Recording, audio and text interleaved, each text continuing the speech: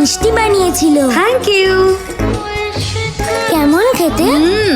তুমি আমায় বিয়ে করবে তো ম্যাডাম? কি? আমার বন্ধু বলেছে যে তুমি যদি এই মিষ্টি খাও তাহলে তুমি আমায় বিয়ে করবে। ঠিক আছে, আমি করব তোমাকে বিয়ে, কিন্তু তোমাকে আগে তুমি বড় হয়ে যাও, ঠিক আছে? ঠিক আছে। কিন্তু এই কথাটা যেন তুমি আর আমি ছাড়া আর কেউ না জানে। হ্যাঁ, আমি কাউকে বলবো না। খুব ভালো।